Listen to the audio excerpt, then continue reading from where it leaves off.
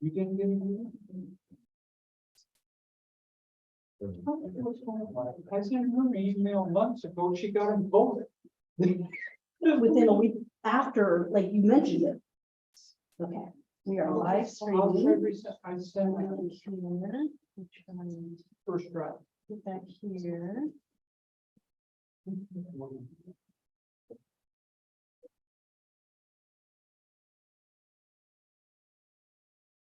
Oh, there's Alan. Hold on, let me let him in real quick.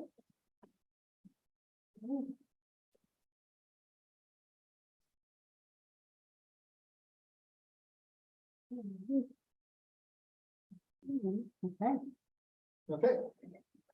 Call the meeting to order. all right. And Ken Whitco asked to be excused. James Hairston. Here. I've got Mark Pila, Here. Alan Hart. Here. Okay, Ray Dotson asked to be excused. I don't see Todd Wolf. Karen Ferrer. Here. Teresa asked to be excused. Martin Pullman. Here. Cameron Wilson asked to be excused. We have a new, we have a new committee advisor, Tristan Loricella. That's right. Okay, he's going to be our new council member liaison. So welcome permanently. And then we got Chief of Police Patrick Smith. He's here. And we have two. We have Assistant Fire Chief Scott Adams and Chief Jim Sharp with us tonight. So I think that's everybody. That is not. So we'll still continue with our meeting. We just won't vote on any matters. Has everybody had a chance to take a look at the minutes? I move the minutes be accepted, but we can't do that. Can't do that. Yeah. But I read them. Okay. read them. My goodness. Yeah, so we can Okay. say those for next time. And we have no public comments? Okay.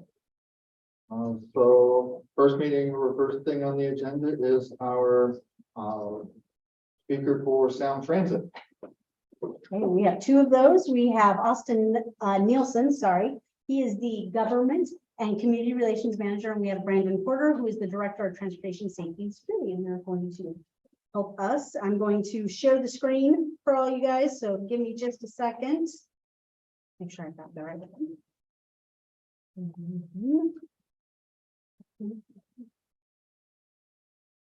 I hit this, no? That's one with it. Yeah, if you have just regular slideshow. Okay. Like,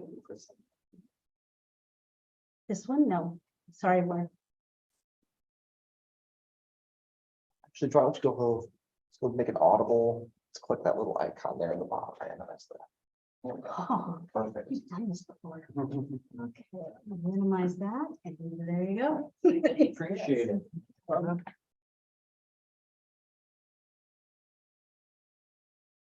Hey, everyone, it's great to be here in Lakewood this evening. We really appreciate the opportunity to be with the commission tonight. My name is Austin Nielsen, and I am with Sound Transit's Government and Community Relations team. I live right here in Pierce County and help work with our Pierce County communities on our Sound Transit projects and services that we provide the greater region. I'm joined by Brandon Porter from our safety department tonight to talk a little bit about our rail crossings here through the city of Lakewood and our rail crossing safety programs and how we assess those. Before we get into the safety portion and I hand over to Brandon, I just wanted to provide a little context. But will be to kind of set the stage, if you will. So I'll provide a little bit of overview of kind of our Sound Transit service, specifically what we operate here on our rail lines within the city of Lakewood, and talk about the corridor that Sound Transit owns and operates, and then hand it over to Brandon to talk the safety side. So this map you'll see on the screen on slide 3, for those who may be on the Zoom, is a map of what is called the Lakewood subdivision. And Sound Transit is unique in our sounder service that we own and operate this section of rail here in the South Sound. So you can see up in the north at the TR Junction, which is just east of the Tacoma Dome, is where that subdivision begins. It runs all the way south through South Tacoma, kind of paralleling South Tacoma Way. We get to Lakewood Station, and then we actually own further south to Nisqually Junction, which is right around the Pierce County, Thurston County line. So we'll take another map that will be take a little closer look at that. But on this line, we have 4 types of service. Sound Transit operates our Sounder commuter rail. There's also Amtrak trains with the Coast Starlight and the Cascade service. Tacoma Rail also uses it sparingly, and as well as BNSF primarily to serve the rail spurs into JP Elmer. So a little bit about our Sounder service. Our Sounder service, you may be familiar with our blue, green, and white trains, double-decker trains. It is a commuter rail. We have 2 lines. Our north line serves from Seattle up to Everett, and our south line serves from Seattle down to Lakewood. It's high capacity, primarily weekday commute times, obviously very oriented towards the pre-COVID work commute style, where folks are going northbound in the mornings, coming southbound in the evenings. We do have special event service that we try to coordinate with primarily our sports teams or major events in Seattle for folks that may want to go see the Mariners or the Seahawks on a weekend. We do offer that service as well. Primarily, these are speeds that the trains operate mostly north of here. It speeds up to 79 miles an hour, and those are free from traffic to 9 total stations up to King Street in downtown Seattle. And a little bit about on the Lakewood subdivision that I alluded to. So as I mentioned, this section of rail is unique within our Sounder system. If you look at the map on the right, whereas most of the Sounder system that we operate in the South Sound as well as the North Sound is not owned by Sound Transit. It's actually owned by BNSF. In 2003, Sound Transit authorized an agreement with BNSF to purchase the Lakewood subdivision from the railroad with an eye towards the future of eventually operating Sounder commuter rail further south, Tacoma and South Sound. We began that operation to Lakewood in 2012. And primarily today, there are 5 round trips that come all the way down to Lakewood. We do have more round trips that serve Tacoma based on ridership and train availability. 5 of approximately 13 weekday round trips come all the way to Lakewood. And as I mentioned earlier, this section, we also manage our services with Amtrak, BNSF, and Tacoma Rail. So right now, because of the pandemic, pre-pandemic, we had over 300,000 monthly boardings. Pre-COVID, our Sounder ridership is recovering, but it's not been as fast as our light rail or our bus service, due primarily to the changing work habits that we've seen with remote work or hybrid work environment. So today we are about around 1/3 of what our ridership was pre-COVID, but that is steadily growing, especially in the last six months to a year, as more companies in Seattle, such as Amazon, start returning to work and to get back to more of a normalcy that we saw pre-pandemic. So we understand that in this commission and in the community in general, talking a little bit about rail crossing safety, and just wanted to provide an overview of how Sound Transit manages the many at-grade crossings that we have in the Lakewood subdivision. To talk a little bit more about that, I'd like to hand it over to Brandon to explain more about our process. I'll close it out with just a quick overview of some upcoming capital projects, and we're happy to take your questions throughout or after the presentation. So, great. Thank you, Austin. Good afternoon. Again, I'm Brandon Porter. I'm the Director of Transportation Safety and Security. And again, thanks for having us. It's great to be here in person for sure. So what I really want to talk about is I'm going to keep this pretty high level, and then if you guys have questions specifically related to any of the safety mitigations that we do put in place, I will be happy to answer that. So when you look at our hazard management program as a whole, right, we're really 2 aspects of that. We have our capital projects that we're currently working on, and then we also have our operations that's actually going on day to day with our Sounder trains.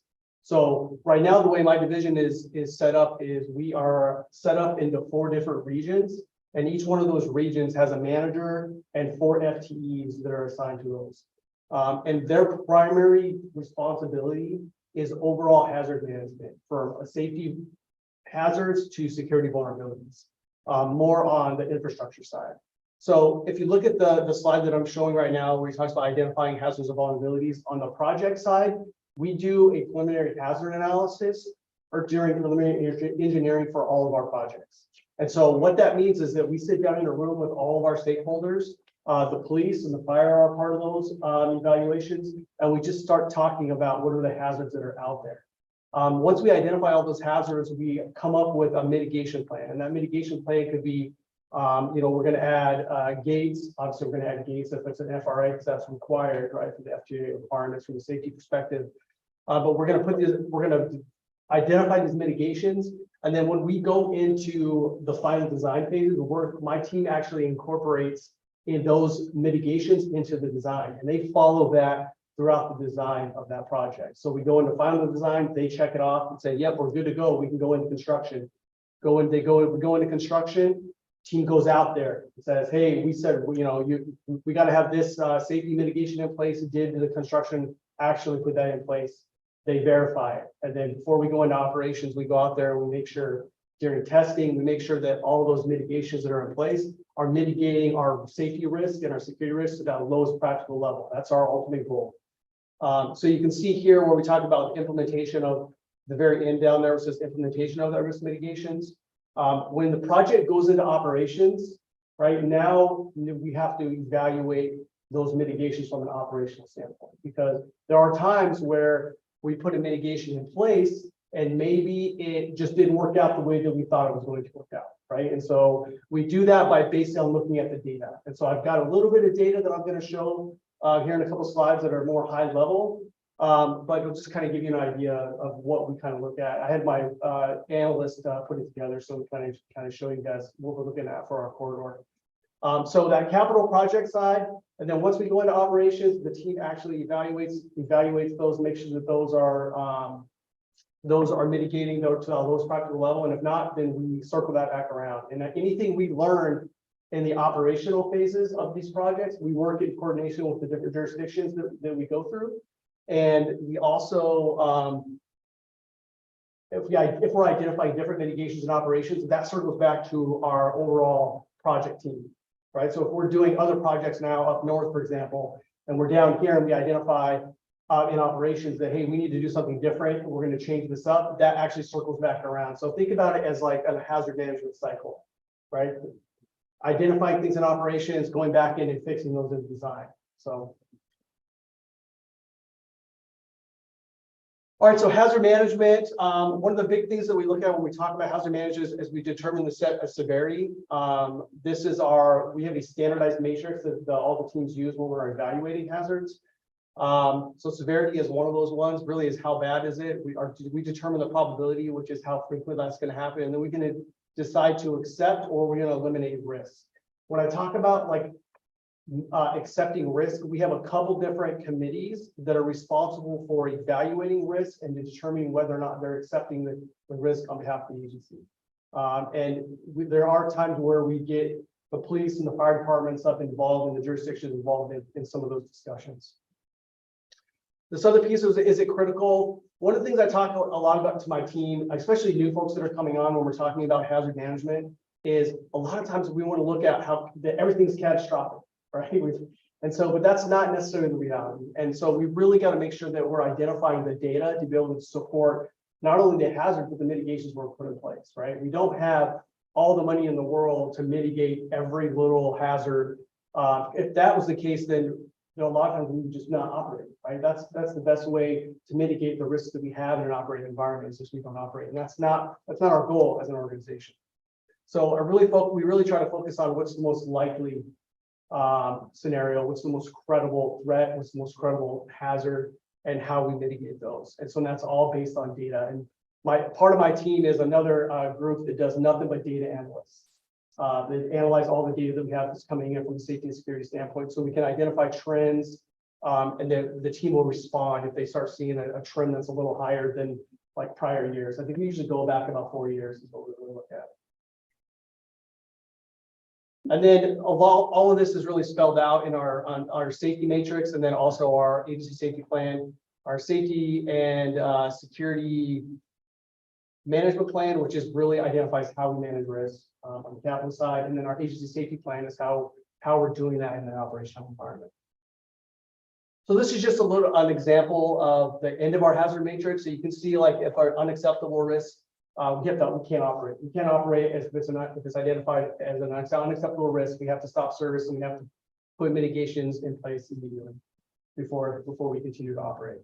You look at the undesirable risk, that this mitigation can be, a lot of times we have a committee called the SHOP, which is the Safety and Security Hazard Oversight Panel, and they are the ones that accept a risk or evaluate these hazards that are coming up and their mitigations to determine whether or not we're lowering that risk to that lowest practical level. So I'm the committee chair for that committee, so anything goes. And then if it comes to me and I don't accept it at my level, I can elevate that to our chief safety officer and then to the CEO as our accountable executive. So review the medium one down here. We're talking about medium. This is our these are our lower level risks, and those are handled really at our day-to-day boots on the ground level committee that really evaluate that. And then you can see the acceptable. What we don't spend a lot of time on the acceptable hazards, just because where our biggest risks is in that undesirable and that medium risk. Can you give an example of what those risks would be in each of those categories? Sure, I can do that. So an unacceptable risk, an example of that could be, let's say we had a malfunctioning signal that created a derailment where it resulted in a fatality. Right, so that's going to cause our investigations team. I have a deputy director that reports to me that does nothing but investigations and assessments. And so that's where they come in. They actually go in and do like collision investigation, reconstruction type stuff, and be able to identify like what went wrong. Right. So that could be an example of based on the investigation work could be unacceptable. Undesirable risk, a good undesirable risk that we have without our system. And I'm just going to use this as an example, but suicide is a good example of an undesirable risk. There's only so much we can do when suicides happen on our system, especially on the heavy rail where we see that, right? There's only so much we can do. So that's always going to be that undesirable risk. So that's an example of that. Sorry, we have a question from Sure. Alan Hart. Yeah, how are you determining the probability of undesirable events? I didn't hear that. How do you determine the probability of undesirable events? Is that what you said? Yes, it is. Yeah, so there's the methodology that we use actually to evaluate that is we have a standard based on cost to the agency. We have something reputational damage as part of that. And then incidents per like a 5-year time period. I don't have the slide on that, but I'd be more than happy to provide you all with our whole entire hazard matrix so you can see and walk through each one of those steps. Well, I was just wondering, is it just subjective then, based on what people think that is going to happen and think what's bad for their reputation? Or is there a frequency based on history? Yeah, the great question. Yeah, there's it's based on frequency and it's based on data. So everything that we do from like my team focuses on data, like what is the data that we're seeing? And so this is why we work so closely with different jurisdictions on being able to get that data so we can make that data-driven decisions that we need to evaluate those hazards using our hazard matrix. Great question. Okay, thank you. Thank you. And did I answer your question, or do you want? No, I think you answered it. Oh, okay. Thank you. So this last slide we're talking about, this is our safety data. I had our data analyst kind of put this together just as a high level. So this kind of shows you throughout the sort of that sounder corridor. Right now you can see that our incursions are for us is defined as basically a trespass into our right of way. Now it says that we have a few of those, but let's be real, like all we hear are the things that are being reported to us, right? So there are situations where this is not based on the data, which is not being reported to us. So that's why we try and encourage our partners to report these things to us, so we have that data, so we can make those data-driven decisions. Collisions, this could be either a vehicle collision, involving a vehicle collision, or this could also be involving a pedestrian. So, and then near miss for us is really if the operator has to make any type of evasive maneuver relating to an incident. So that's really where we call that near miss, what we call as a near miss. And so we do track all of our near misses, because those near misses eventually could lead to a serious incident. So we try and track those and be very proactive with that. So. And with that, I think I'm supposed to turn this back over to Austin. So thank you for your time. Thanks, Brandon. So Brad talked a little bit about how we evaluate hazards, looking at our safety process from both a construction and an operational standpoint.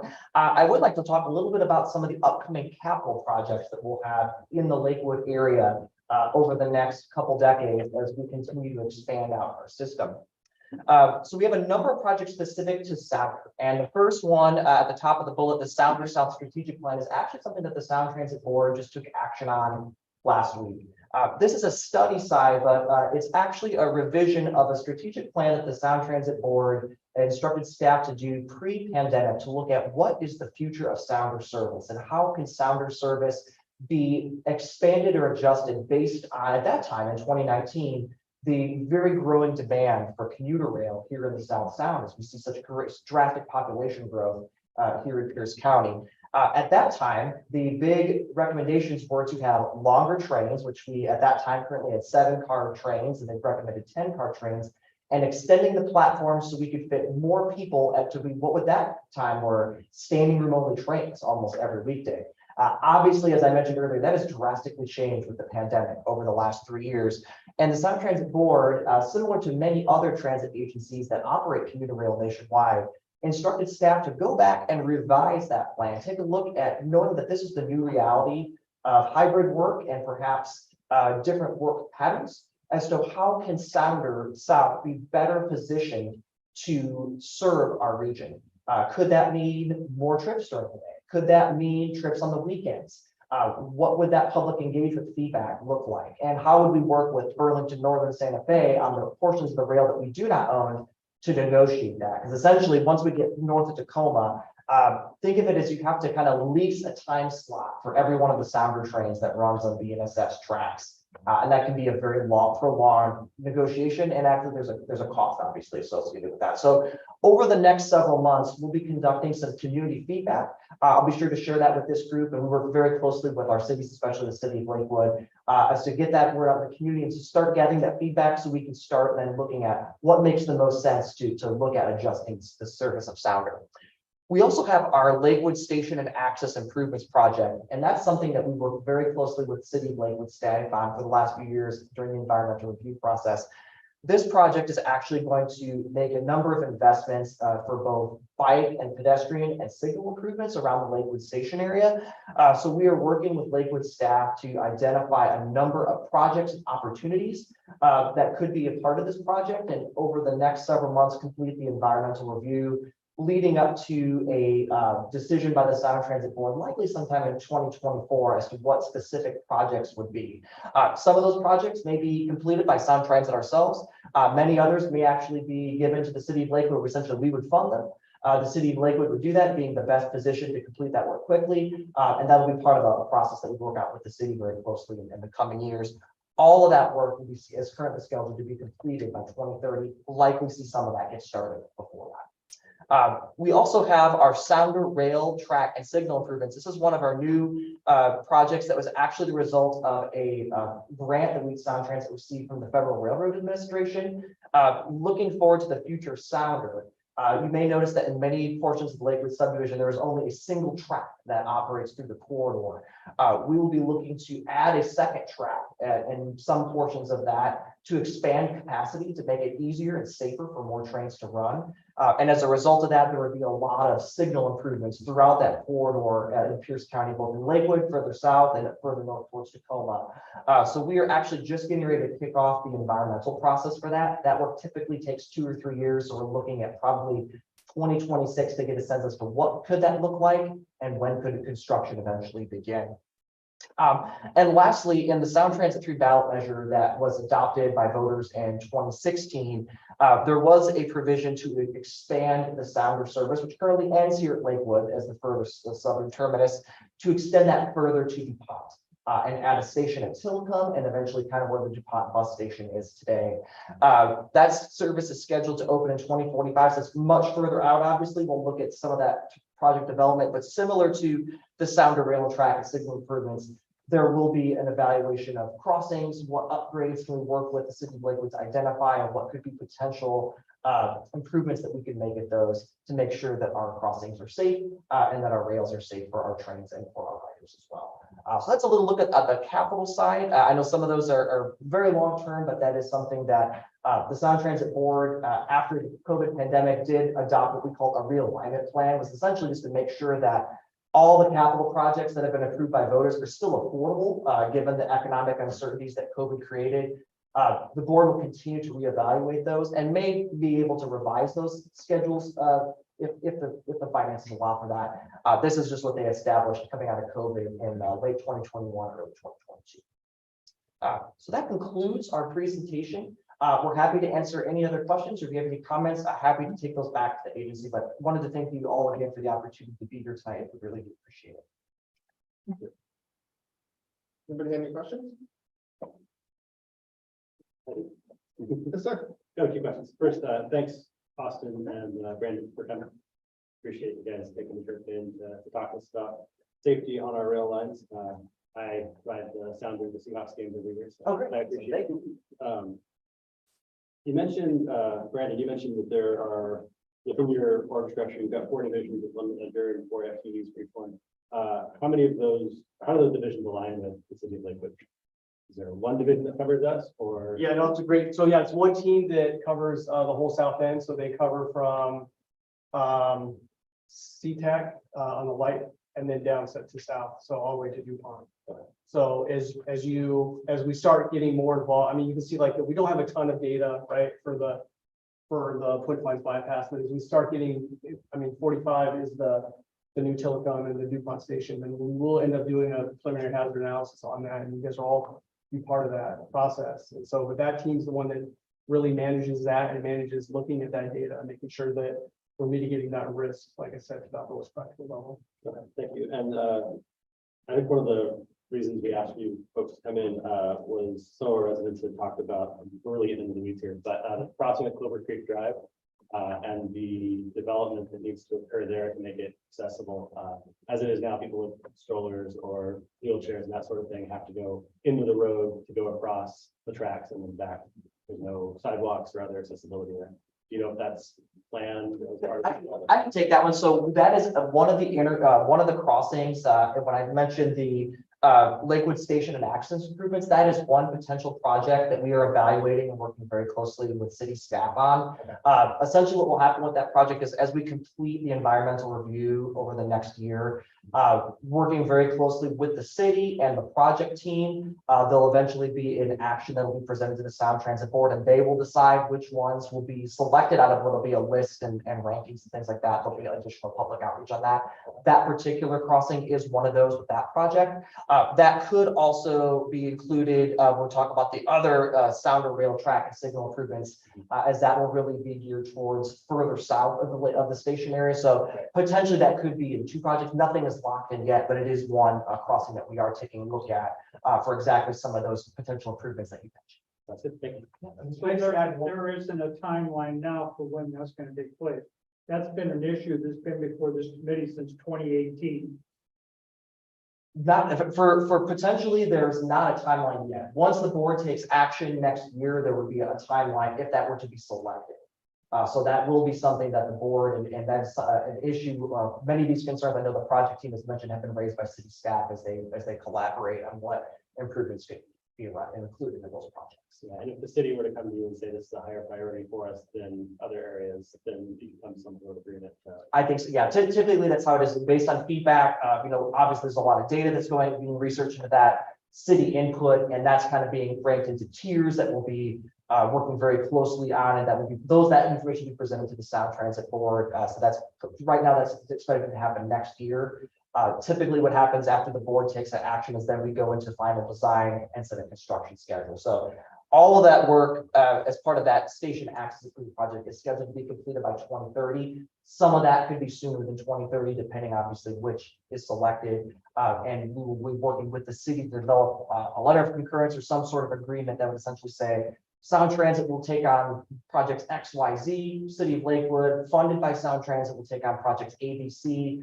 And what we found with other projects of this nature in other communities is that oftentimes with the support of Sound Transit funding from the project, they're able to complete those much faster than we would as an agency. So that'll be part of the back and forth and collaboration that we have with city staff on those and other areas that are around the station. Okay, that makes sense. And I've seen our master plan that includes working with Sound Transit to fund a lot of our. Yes, yeah, we work very closely. We're very fortunate to have a great partnership with the city of Lakewood, from City Manager Caulfield and council, on a number of these issues, and we really appreciate that and look forward to doing that. But we recognize that we have heard this concern of this in other areas, and that's part of the feedback that we've taken from our public engagement that we did a few months ago, and that is going into this project. So probably more to come in the next several months, and be happy to keep everyone posted as that progresses.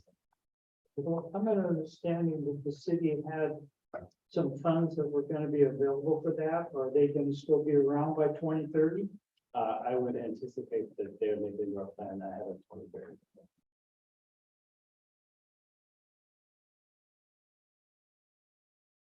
It may connect to our existing sidewalks plan for the Niagara Park neighborhood, to be able to connect that out to, our highway. Great questions. Thank you very much. Any other comments? Anybody online? Nobody's raised their hand on there yet. Okay. Well, thank you very much. We appreciate the information. Thank you. We do appreciate it. And as always, I will leave my cards with everyone. If you have any questions, feel free to reach out to me directly. If there's something that I can't answer, I'm happy to work with Brandon or any others on our team to get that information. But thank you again for the opportunity to be on this. Thank you for coming. I appreciate Thank it. you again. And my team is always available for any type of partnerships. All right, now we have Chief Sharp. Can I back us up just a minute here? I apologize. We did just hit quorum, Okay, so if we want to back up really quick and look at the minutes, okay. and then I move that the minutes be accepted as presented. We have a second. All those in favor? Will you vote in? The minutes. We do have a board now? Yeah. Sorry, this time. I think I heard all eyes. Yeah, anyone opposed? Minutes are approved. Thank you. Thank you for checking.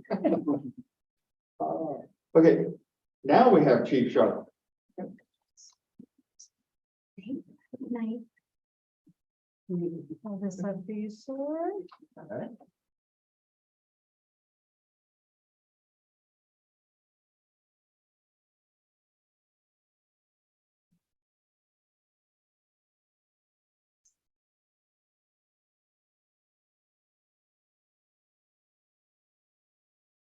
Did we check to see if Todd can hear us or if we can hear him? We didn't check, but it seems to be going, I heard him say, Okay. so. Okay, well, thank you. I appreciate the opportunity to be here. I've been trying to set up opportunities to get out and see all the local civic clubs and councils and the committees that are out there. That anybody that wants to hear me. It's been a long time. With COVID, we really had to kind of just all of us sort of went into our shell, and we didn't come out for about 3 years. And so it's been a long time since I've been out in the community. It's been quite a while since I've been in front of this group, and so I appreciate you having me here. So I wanted to spend some time tonight and just talk about where we've been all this time. What have we done and what have we accomplished? And I think you'll find that we've been pretty busy. So going back before the pandemic, back in 2019, that was one of the last times I would have been out speaking to the community a lot. And at that time, we were actually getting ready to, we had a ballot measure in 2019, and it was for our maintenance operations levy. And as part of that levy, one of the things that we were communicating to everyone was the idea of kind of reimagining our emergency medical services.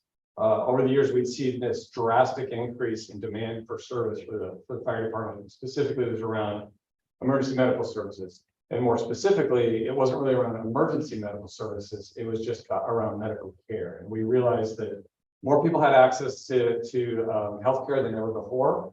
And there was a shortage of doctors, and people couldn't get in to see their doctors, but they wanted to get care. And so everyone knew how to get a hold of 911, and we realized we still made house calls. So we became a default. And the fire service nationally sort of transitioned not from just doing emergency medical services, but it really got into the healthcare business. And we were treating and seeing people for a variety of things, most of which were non-emergent, but they were still calling us and looking for us and to turn to. And so we needed to really change the way we were doing business to manage that call load. And so we created what we call was Vision 2020. And we were really excited about getting our levy approved to support Vision 2020 and start the work of reimagining those services. And then 2020 came around and the pandemic hit. About the worst thing you could do when you're trying to improve your emergency medical services is have a worldwide pandemic. So that really just set us back, as it did everyone, right? We're not unique. All of us struggled through the pandemic, but we were back in 2020, Washington State was ground zero. The very first cases in the United States were right here. And so it was really right in our backyard. We started seeing it very early, didn't know exactly what we had and how to deal with that. And we really were learning on the fly. The plane was in the air and we were building the landing gear and hoping to get it all done before we got to the airport. And so we really just started to change everything we did with weekly crisis meetings and establishing new protocols, how we dealt with patients, how we interacted with the community was one that was really a big shift for us. Closing our fire stations to the community, that was just something that was unfathomable before that. And it was really this big step to say, you know what, we can't have the community in our stations anymore. In fact, we don't want people moving from one station to another. If you're at station 23 in Tillicum, you can't drive over and go talk to the guys in station 22, because if someone gets infected, we don't want to lose two stations or two houses. So really had to change the way we did things. We became very isolated, as everyone did. Had to reinvent the way we were doing training. We no longer could bring everyone together for training because we didn't want to risk infections. We still saw a lot of infections, so trying to keep staffing available was really a challenge. We have, at the time, we had 164 firefighters in total on the line working on 3 different shifts. And at one point, we had one shift that had lost 26 firefighters. So 26 out of 164 total in our workforce was substantial, and trying to manage all that staffing and trying to keep all the vehicles on the road was really, really tough. So we kept working through that. We kept we learned how to Zoom and telework, just like everyone else, and really reinvented the way we did business over the last 3 years. That would be great if that was the only thing we were doing, but along the way, we still had to take care of business and calls, and those didn't slow down. They did actually slow down for a short amount of time. Right after the pandemic really started hitting hard, everybody remembers how horrific the news was and the things we were seeing on the news, and the ERs that were overflowing and above capacity and such. People got really frightened about going to the emergency room. So they stopped calling 911 altogether. In fact, we had to go out and do PSAs to educate people and say, it's okay to call 911. If you're having a life-threatening emergency, you need to be seen by medical care. Because we were seeing people that were having heart attacks and strokes, and they weren't calling 911 because they were afraid. They were staying home with these life-threatening emergencies. And so we kind of worked through that, got some community education out there. Things got better. People got back to calling your 911 resources. And since then, call volume has continued to rise. In the last 2 years, we've seen it go up about 10% just since then. And actually, last year, we had just over 17,000 calls for service in West Pierce. West Pierce is an incredibly busy fire department. We're very densely populated. We serve Lakewood University Place in Stoughton, so it's about 106,000 people in a 31 square mile area. So very densely populated fire district. And we actually have the highest call volume per capita of any fire district in the county. People really like to call us. We're maybe too nice, I don't know, but we have about 167 people for every 1,000 citizens in the community. They call 911 during the year. So incredibly busy. And that just last year equated to a lot of transports as well, a lot of medical transports. 6,500 people were transported to the hospital last year by a fire department resource. So we have a lot of work to do out there in between the emergencies. Obviously, we have to do everything else that's required to keep things going. The training, the recruitment of new employees and training of new employees, code enforcement, fire investigations, and community service, and of course, just vehicles and facility maintenance. Everybody sees the big fire trucks rolling down the road, and they see the medicants rolling down the road, and that's kind of what they see as our business. But the reality is, there's people in the back that have to wrench on those and make sure that they're in service, that they operate correctly, that the doors open when they actually want to drive out of the fire station. So we have a great team of mechanics and facility folks that do a great job. But there is a lot of work that goes into running the operation besides just what's sort of visibly seen during an emergency. And we were able to maintain all those operations during the last few years and through the COVID pandemic. And we were very successful in maintaining that. But what about Vision 2020? That was really our goal during that time. During the last 4 years, we wanted to again improve our EMS services for the community. And so I'm happy to say that even though we had a worldwide pandemic, and even though we had all these challenges of new things we had to do, we were able to accomplish all the things we said we were going to do back in 2019. We got all of that accomplished. Some of it got delayed, some of it was a little slower than we wanted, but we've since got everything taken care of. And so I want to just speak to a few of those new programs that we have available to the community now. The first one are squads, and you see a picture of one in that top right corner there, kind of a heavy duty pickup concept. Traditionally, the fire service, our history has been, when we get really busy and we're running more calls and we need more resources, we just throw another fire truck on the street and say, well, there's another fire engine. Several years ago, we started noodling around the idea that fire trucks weren't the best solution, especially as we were seeing more and more non-emergent medical care that we were being called to go take care of. And so what we decided to do, we piloted a program to use a large kind of pickup truck type vehicle. 2 people staff that vehicle. They have their protective gear to go to a fire. So if they go to a fire, they can jump in that gear and they can attach themselves to a crew that's already on a fire engine. They have all the EMS gear that they need to go on a medical call and some other smaller like tools that they can go on some other types of incidents. So they really can manage a lot of different low acuity calls. They're not, they don't have fire hose and ladders and things like that, but they do have a lot of equipment that they can go out and do a lot of calls. And so we did a pilot program. It was highly successful in 2020. And then in 2021, we put our first squad in service over at Stoughton Boulevard Station. And last year we were able to put the second one in the North Battalion up in University. So we have 2 squads available. They run all over the district, handling all kinds of low acuity calls. Scott calls and says, I twisted my ankle really hurts. I think I need to be evaluated.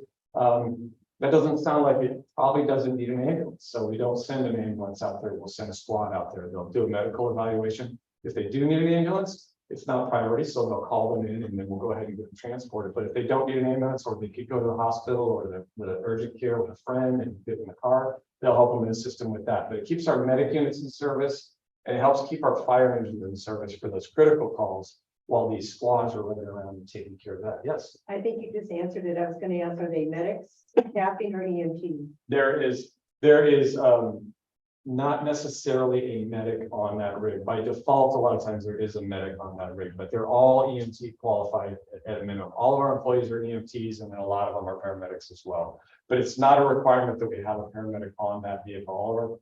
All of our transport vehicles, however, have at least one paramedic assigned to them. So, but they're medically trained, they can do the evaluation. And for most of the calls that they go to, if we've coded the call correctly and it is as it's assumed to be, there shouldn't be a need for a paramedic on that call. Those aren't the type of calls we want to go. Critical calls that need advanced life support, we want a medic there. So those have been really practical. And our mantra when we were designing this concept was right size vehicle, right number of personnel, right time of day. And so these are smaller vehicles. They're a lot more cost effective to operate than a fire engine. Our largest ladder company gets like 2 miles to the gallon. It's not a very efficient vehicle to drive around town to check on people's sprained ankles. So it's a lot smaller vehicle. It only has 2 people as opposed to 3. So the staffing costs are a lot less expensive than a full engine company. And then they're only during the peak time of the day. So they're on duty only 12 hours a day from 8 a.m. to 8 p.m. So the time of day when we A, run the most calls, and B, our folks are the busiest trying to get their training done, getting inspections done, getting reports completed, all those different things that take up a lot of time during the day. We have these extra resources on to be able to help cover it and manage that. So 12 hours a day, we have 2 squads in service 7 days a week, one here in Lakewood and one up in University Place. But they're not just for those communities. They can go anywhere at any time, wherever they're needed. Another thing that we added was a 5th medic unit. We recognized that we were increasingly in need of transport units. As I said, we have 6,500 transports just last year. So we've added a 5th medic unit in the Oak Brook station. So there's a medic unit there 24 hours a day. Now, all of our stations, with the exception of Tillicum, having a transport unit housed in the station 24 hours a day. Tillicum, we love Tillicum. It's not that we don't love Tillicum. The call volume just doesn't generate enough need to put a medic unit in there, but we do, because it doesn't have a medic unit, we do have a paramedic on that engine company at all times. So there is a paramedic in the community. And if there's a need for a transport unit, it would come out of either the Pacific Highway Station or the Lake City stations that are the 2 closest that would bring in a medic unit for that. So really great to have 5 medic units now. Unfortunately, but fortunately, we tested this within about a month of putting them in service. We had a critical accident up in University Place with 2 vehicles, 5 critical patients. We were able to get 5 medic units there immediately, transport all 5 people to trauma care facilities directly from the scene. We didn't have to call from mutual aid from what would typically be a response out of downtown Tacoma or Gig Harbor or maybe Parkland areas. So no delays in getting that service right away. And that was, again, unfortunate that we tested that system, but really fortunate that we had that 5th medic unit on that call. Another thing that we added during this time was a multilingual outreach coordinator. Our community is getting more and more diverse, and we have more and more people that English is a second language. In Lakewood right now, or last time we did the data, which was a few years back, 30% of the population in Lakewood now under the age of 18 is Hispanic. And so being bilingual is really important to us, but most of our firefighters are not. So we have an outreach coordinator that works in our prevention division part-time. And Martin, he does a great job for us. He goes out with our teams and helps in schools, educate in schools. We have a lot of students in the schools that when our firefighters come out to talk to students, we may have some students that English is their second language and they really struggle to understand what the messaging is. And so he can work with them directly, works with families in need when we have an incident and the family maybe doesn't speak English. We can bring him out. He helps us. So we had an unfortunate incident in Mobile Home Park where they had a fire. They weren't going to be able to return to their home because of the damage. And he was able to come out, work with them, communicate with them, and help them understand what we could do for them, get them connected with the city services that were available. And so between the city and us and our CARES program, we were able to get them into some temporary housing. That worked out really, really well. We would have really struggled without someone to help us bridge that gap. So that's been a great resource for us. Connected Care is another brand new program, and unfortunately, this is one we did get delayed because of the pandemic. It just we just started it up last year. Our goal was to get it started back in 2020 because we knew it was really important and it was a need that we had been working on for a few years now. But Karen in the top left is our first registered nurse that we've hired, and Karen's job is to go out and help connect people with the right services. People that are calling 911 but don't need a trip to the hospital. They don't need an ER, but they need help and support. We see a lot of people that have a variety of different challenges in their life. It could be they have a substance abuse problem. They could have a mental health problem. They could be homeless and it's cold and raining in the middle of the winter. They just don't have shelter. It could be a poverty issue and they don't have food in their house and they haven't eaten in a couple of days. There's a whole host of different social problems that people are challenged with in our community, and they don't know where to turn for help or assistance, but they all know 911. So they'll call 911, we show up and our paramedics want to help, but they don't know really where to turn, and they know taking them to the hospital isn't going to solve their problem. And so we really start to run into these roadblocks. And the reality is there are literally hundreds of resources right here in this county for just about any social need that's out there.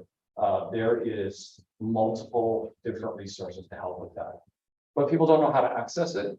Our firefighters aren't well trained in how to access that. And so that's where Karen comes in. And she's our Connected Care program manager, and CARE is an acronym for Community Access, Resource, and Education. And so she comes in and she bridges the gap between our firefighters. They go on patients, they've seen them 2 or 3 times. They've called over and over for kind of a non-emergent problem. They need some assistance, they need some help. Maybe they're an elderly person who lives alone, doesn't have family, is having problems managing their medications and gets confused or whatever it might be. They refer them to Karen. Karen goes out, does a visit, starts working with them as a client, not a patient. Now they're a client. There's someone she works with, helps manage them, gets them connected to the right community services. And lo and behold, once they've got the right service and the right resource and they know how to contact them, they don't call 911. Now they've connected to the right care. A great example and something that, until we got into this, I never even thought about. There's a group called Guardian Angels, and it's a faith-based group, and they go out and they just go out and meet with elderly people, spend some time and talk to them. And we'll see a patient, the firefighter's gonna call 911 call, elderly woman perhaps that doesn't have any family around, no friends, lives at home, doesn't get out of the house, so is really, really isolated, calls the fire department. 2 days later calls again, 2 days later calls again. And they're calling over and over, and the firefighters start to realize there's no medical problem here ever. It's always sort of this kind of weird, nondescript medical problem. The reality is they're lonely and they don't have any human interaction. They don't have people coming into their home and interact with them. Our folks can call Karen now. Karen gets them connected to Guardian Angels. They have someone in Guardian Angels who comes out twice a week, spends about an hour or two with these folks, and just creates a bond and connection, and just talks to them and engages with them. They stop calling 911. Great success stories like that over and over and over. It took us a while to get this program up and running when she started. So she's probably about 9 months into it right now, full swing. And we've already had over 300 referrals that she's handled, and she's got a long list of more referrals to come. So it's a great program. I'm really excited about it. We work closely with law enforcement. The police departments got their embedded program with their mental health professional, and so she works really well with them, collaborates with them as well. So I've got a lot of different resources now in the community for these things.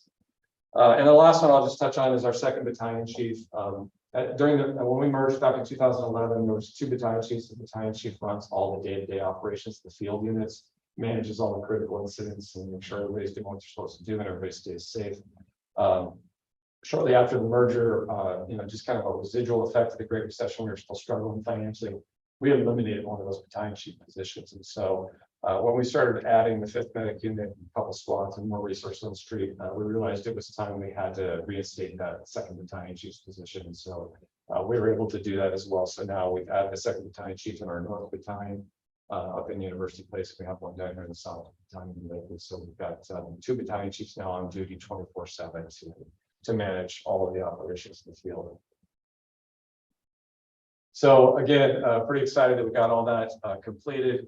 We moving forward, we continue to try and make progress and do good things and do more things whenever possible. Our grant program's been alive and well for the last a few years. Since 2020, we've been able to generate $3 million in grants.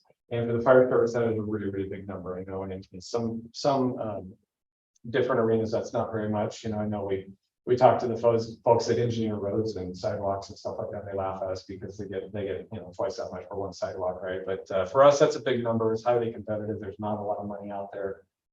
Some of the big ones that we've received, we got $1.2 million for this heavy rescue you see down here at the bottom. The previous vehicle we were using was donated to us by, as we like to always tell people, a beverage company. The reality is it was a beer truck. And so we had a beer truck that we got about 30 years ago with the roll-up doors, and it was pretty beat up when we got it, but we painted it and it looked pretty, and we've been using it for about 30 years. We finally got a real professionally designed heavy rescue, and this carries all the specialty equipment for all of our technical rescue stuff, for major equipment that we use on the freeways for major accidents. We have a trucking accident like we did just a week or so ago, things like that. All the training, we got training for all of our employees as well for technical rescue training. So we got the training, and the truck is about a $1.2 million award. We were just recently awarded $1 million to send firefighters to paramedic school and get them trained up as paramedics. So we're excited. We've got some some students that we started in the fall in paramedic school. So we're really excited about that. Received about $400,000 for Wildland Urban Interface, or WUI as they call it, WUI. Training and equipment.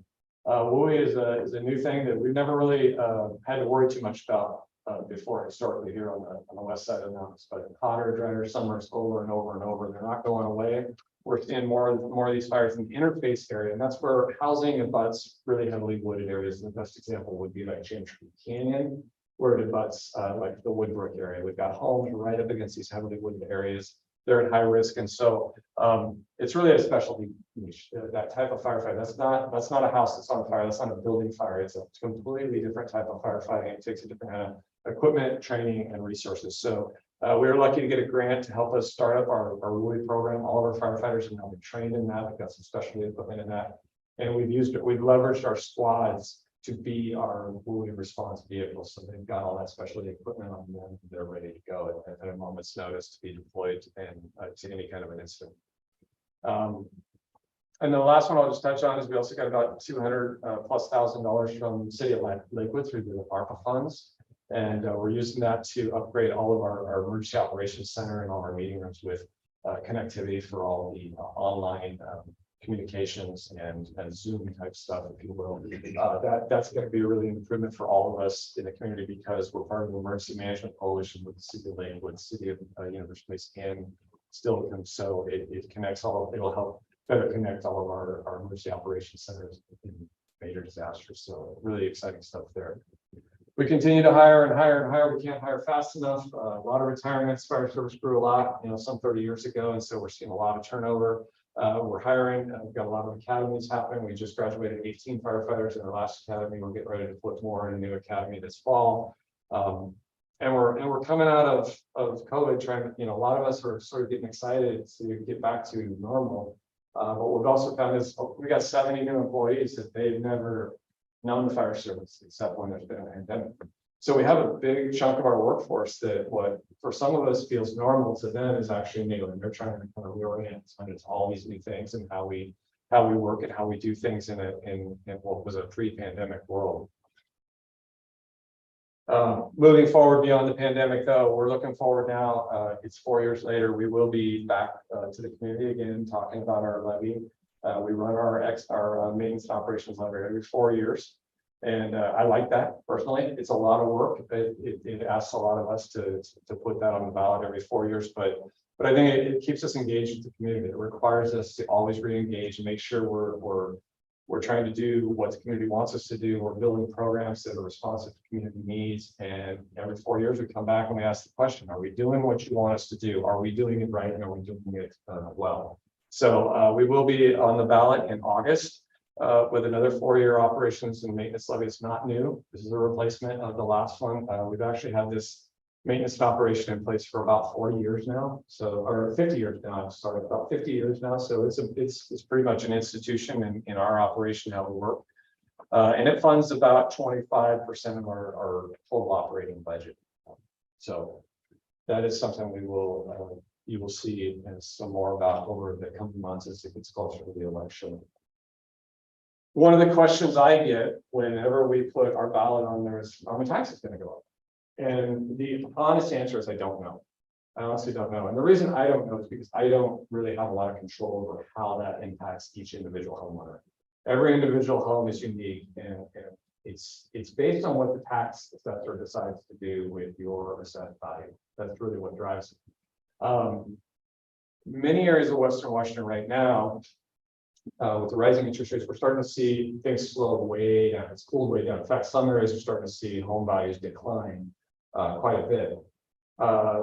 Assessed values tend to follow home sales. They tend to follow the way that's trending. So there's a very strong likelihood that there could be some communities or some pockets of the community where home prices actually start to devalue by the assessor's values. Some could go up, some could go down, many could stay the same. So I don't know what each individual home is going to do, so I can't, give any promises to anyone that, it's going to be this much or that much or what it is. What we do is we say, this is how much money we need to operate. This is how much we need for our maintenance and operations levy. And then the assessor treasurer does all the work, and then they go out and they divide it all up amongst everyone. I will say, one of the good things that is helpful is Lakewood and University Place have had a really strong economic development over the last several years. And so the more we see improvements and enhancements in more businesses, more commercial growth, all those sort of things, those help raise the total overall AV, and they start to help shift some of the tax burden off the homeowner to other businesses and other commercial businesses. And so when we're replacing small little abandoned homes over in the Woodbrook area with big, large commercial complexes and warehouses, that helps improve the overall AV of the city and the community. So I like to say that good economic development is kind of the tide that raises all of those. So that's been very helpful. What I can tell you, the only thing I can tell you with certainty, and it's the best kind of apples and apples comparison I can provide for you, is that a $500,000 home in 2020 paid $1,755 in total taxes to the fire department in the year. That's our maintenance and operations levy. That's our ambulance levy. That's the entire payment to the fire department. In 2024, we're estimating that a $500,000 home will pay about $1,400 total taxes to the fire department. So again, I can't say what everyone's home does from year to year, up, down, or otherwise, but I can tell you that a $500,000 home and $500,000 home between 4 years ago and today, the amount of money paid will be a lot less than what it was 4 years ago. So that's as close as I can get to give you a apples to apples on this. We try to be responsible. We try to be effective with every dollar we get. And most importantly, we try to put the resources on the street the community wants, needs, and expects from us. And I'd like to think that we're doing a pretty good job of trying to hit that 100%. So with that, that's my whole presentation. Apologize if that's a little longer than what you wanted, but hopefully it's informative on where we've been. It's been 4 years. There's lots changed, and I want to make sure you were aware of a lot of the new services that are now available to the community. Thank you. That was great. Any questions for the chief? As always. Yeah. You guys are too easy. Oh, yeah. Yeah, Oh, perfect. Yeah, all right. I'll try to be brief. No worries. So thank you for coming in. Yeah, you bet. It was a great presentation. Good to see everything that West Pierce is doing. It's good stuff. You talked about the Connected Care program, and Karen, your RN is working on. Are there plans to expand that beyond one individual as the community needs more support in that area? Not yet, but I will say it would not surprise me at all if we did. It's been amazing how much she's been able to do, and more importantly, it's amazing how much workload there is. And since we've got the program up and running now, and it's actually functioning correctly, and the firefighters are figuring out how to actually do it, we've actually embedded a new code within our reporting system that every call now, firefighters have to say yes or no, does this person need a referral? So we're starting to actually see an increase from when she first started, because now there's a lot better system of tracking it and reporting it and getting the information to her. So yeah, I don't see it going away. I think it's a big part of where the fire service, nationally is going to go. It's where it's just where we're.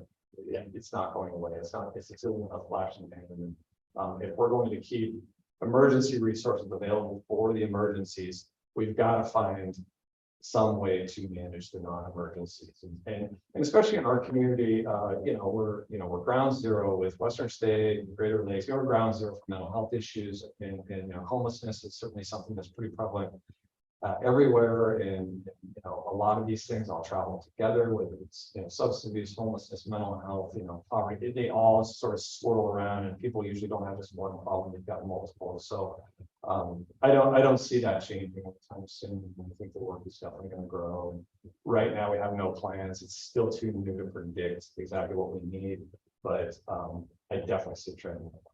And you mentioned some partnership with Lakewood PD in that same sort of realm. Is there any sort of formal shared resource opportunities there? Or is that? I think I don't know specifically a lot about their corresponder program, numbers wise or workload wise, but I would just suspect they are just as busy as Karen, right? Yeah. And where we intersect quite often with the same people, because they're the same, the problems overlap between police and fire quite often. So we're a shared resource. We're there. We know each other. We know we're available. There's other resources that she utilizes as well. Obviously, through the county, there's the mock team and other teams. And there's I could go on. It's a whole presentation into itself. To be honest with you, what she can do and the amount of resources that are out there. I just only point out specifically the co-responder program, just because I want to make sure everyone knows that exists in the community as well. It's embedded with the police department. But they definitely work together a lot of times on the same incident, trying to help figure out what's the best solution for that individual. And that's just it. Each one of these is unique. Each individual is unique, and it takes a unique sort of process to get them where they need to be to get them the right services. And then with a different topic, you talked about the wild and urban interface training that you guys have taken on. Have you had a drop or support outside of the community for fighting wildfires? As you know, that season gets worse every year. Do they pull on local resources to support that, or how does that work? We, West Pierce specifically have not had to have, we haven't had a major incident to bring people in. I will say, I don't know who saw the news last night or night before, I guess it was. King 5 came down and did a story and talked to us a little bit on that. We've already had 40 brush fires this year. We had 5 at this time last year, so we already had 39. But basically 40. It is dry as ever already, and it's only going to get worse through the summer. So have not had to bring in any outside resources to manage it. We haven't had that big. There is a resource plan that exists within the county that's built out for there's sort of 2 zones. We're on one side of the county is one zone, the other side is another zone. So if we have a major incident, there's a plan to bring in resources from the other zone and help us out. And vice versa. We ended up with a lot of crews that were on the Summer Great Fire, the Bottom Lake Fire, and the Grand Fire. Was it 2 years ago now? I think it was. So we've been involved in going to those places. We have not had to bring people in. I will say we do not just in full disclosure though, we do not deploy to the wildfires like the Eastern Washington wildfires. Things like we're not trained in wildfire firefighting. It's strictly WUI, which is a very limited scope of kind of that interface fire.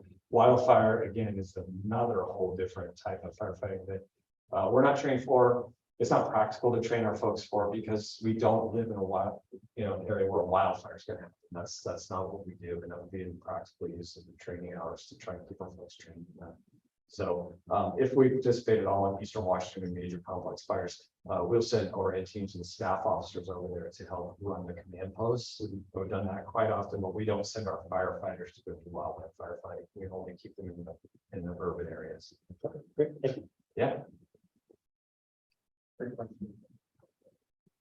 Any other comments? All right. Well, thank you, and thank you for loaning us Assistant Chief Adams every other month. You bet. Guys, keep working about it. All right, next is Councilmember Lorisella. All right. My first time speaking on behalf of the council, so not a ton to talk about other than so the state legislature passed a bill that supersedes our ordinances that were passed on public drug use and possession. So we'll likely be rescinding our local bill because the state one will be covering that. And that'll happen in the next month or so in our council meetings. How does it compare our ordinance with the state's? Speaking off the cuff, I haven't read it in depth, but as I understand it, the state's is not as restrictive or as strong as our city one was, in that there are different layers of escalation that we didn't have in ours. If that makes sense. The other item I wanted to mention is I wanted to thank Chief Smith from Lakewood PD for allowing me to do a ride along with his officers on Memorial Day weekend. It was quite an adventure. I got to cover part of swing shift and part of graveyard shift for a total of 11 hours in this car, which was really cool to really see how our officers interact with the public and the amount of respect and professionalism that they exude was really great. Specifically, I want to thank Sergeants Fitzpatrick and Rickert and officers Zubler and Cassis who allowed me to go out on calls with them and understand each piece of what was going on and seeing where our community is also staying there. Detective Deere also provided some input, which was great. And I even got to look at the or take a brief discussion with the evidence room downstairs. And when we down there, Erica made such a really good at what she does and really explain. So thank you for that. And that's all Any questions for the council member? Oh, this meeting's going. Yeah, we're getting there. All right, moving on to Chief Smith. Well, I was hoping to be able to go over our first quarter crime statistics. However, it was delayed for the council, so it'll be delayed coming here. And so we'll go over that next time. One of the things that I wanted to mention is that very shortly we have our Citizens Police Academy up and running. It will start on June 8th, just tomorrow. So there are going to be several areas that we'll go over for the academy, being patrol operations, vehicle orientation, traffic and unmanned, air systems, marine services unit, South Sound 911, community policing, neighborhood patrol unit, CSRT, animal control. We'll also cover week 4, our criminal investigations, child interviews, SAU, Pierce County Superior Court, drug and mental health care, K9 program, a demo from our SRT, behavioral health contact team, Puget Sound Auto Theft Task Force, major casualty incident, PIO and social media, emergency operations, and Department of Emergency Management, Civil Disturbances, Use of Force, Lakewood Municipal Court, Veterans Court, and also our forensics team. We're also finally going to have them take a look at our EVOC driving course, go through, and also DUI training. So we have a full length of training courses that they'll go through for the program, and we'll end on July 22nd. Believe it or not, we had a completely full house for the program. A number of people signed up. And so we'll be ready to go for that. The second thing is, I don't know if you guys are participating, but on Friday, I just wanted to mention that there's the last leg of the torch run for Special Olympics. And so if you have an opportunity over the weekend from Friday to Sunday, come out and cheer on many of the athletes and support them as they compete in these Special Olympics. Other than that, thanks so much. Thank you. Any questions for Chief? Okay. So our unfinished business, we've got the neighborhood association roadmap. One of the things we talked about before is with Chief Branstetter, that we were waiting for the city council to hire as a community liaison. I don't know where we stood with that. Okay, I don't know if they had hired somebody or they were still actively looking. Okay, and this was in regards to establishing the map of what places were where. Yeah, what the council was looking for was, again, with COVID and all of the challenges that COVID, a lot of neighborhood associations suspended. And so the council was interested in trying to come up with a plan or some ideas to re-energize. Yeah. I do know a number of them are started back up again. So Lake City, North Woodbrook, the North Woodbrook area. There's one still opportunity in Springbrook, in the central area as well. So, Yeah, one of the things we had looked at is this new position would probably be better placed, would have more resources to engage with that. I'll find out. The neighborhood public safety or the business public safety survey, we had a great meeting with the chief. Got some great feedback on what the police department would be looking for. One question again we had for the council was looking for more clarification. Was the council looking for more of a general satisfaction survey, or was it more action-oriented community needs? trying to give, the chief and the police department some actionable items to help deliver service for the, business community as far as public safety. So we're looking for some more clarification and feedback on that.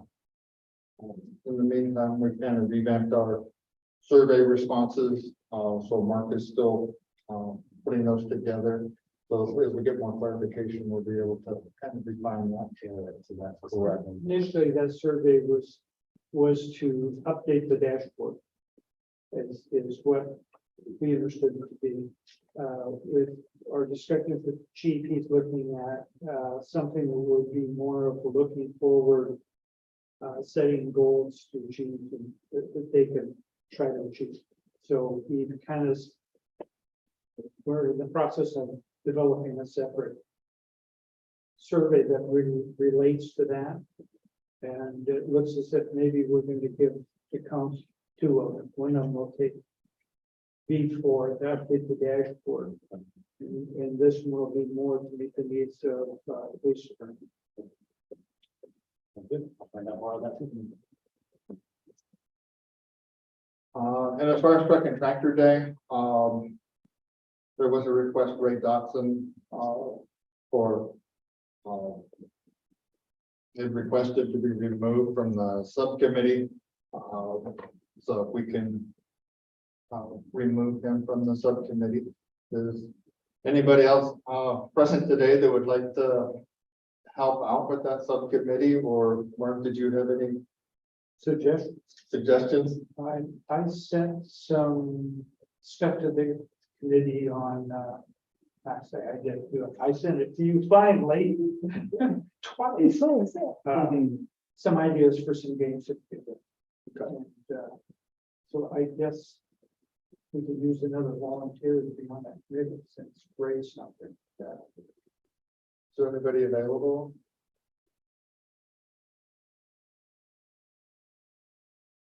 A resounding no.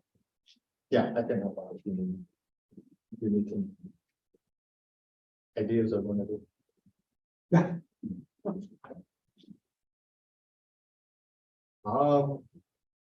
With that, what did we have on our agenda for our next meeting? Sorry. When is the tractor pull? I just went blank. Is that August? I was trying to look at the date just now in my head. Was it August 8th? October. Truck and. Yeah, just over. I think it was in October. My brain's. My mouth is not. I should know that.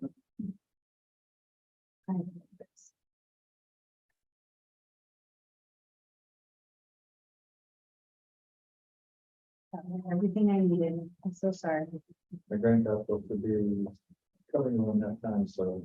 Just iffy. Okay, so for August, that's where my brain was saying August. We were hoping to get somebody from the municipal courts to come. And we were looking at the municipal court's role in public safety. I don't know. Yeah. I'm not sure if that's what we wrote. Okay, So, I don't know if you want me to just keep all this stuff that's currently there. I'm just gonna keep that all on there. Yeah, And then, yeah, we'll just keep on, we'll just give updates. Hopefully by that time we can get some feedback from the council on what we're looking for as far as a public safety plan and okay, maybe get some feedback on truck and tractor days as well. okay. Next is, community outreach. Looking from the neighborhood associations.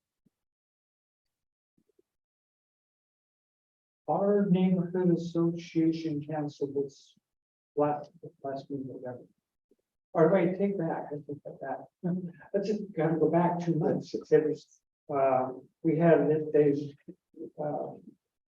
North Lakewood is now having their meetings out at Adrian's, at the golf course, Oak Brook Golf Course. And the gentleman that's now the president, his name also escapes me, has really fired that up. There was about 35, 38 people there, and they were all engaged. So it looks as if that's gonna keep going. They've already set up plans for first night, they're gonna have a band and it's gonna be out on the patio and they're doing all kinds of stuff. I'm already fired up about it. So, Do I need to update? I'm gonna try to pull this up here. Do I need to update you said North Lakewood, sorry. Okay, so I need to update that because we've got Elks Lodge still listed on there. So I need to change it to Adrian's. Adriatic, sorry. Adriatic. Oh, no. You have his name, the new president? No, I've got her home. I don't have it. I'll send that to you. okay. Are they still meeting 7 PM on the fourth Tuesday? Every other month? Yes. Yeah. Thank you. And nothing from any of the other groups. Last one, we have pending policy and ordinance changes. I think that probably was what you would cover. And that's, does anybody have any follow-up questions? Comments? Move we adjourn. Have a second? All those in favor? Aye. Okay, And we are adjourned. Thank you. thank you. Bye, Alan. Hi. Bye.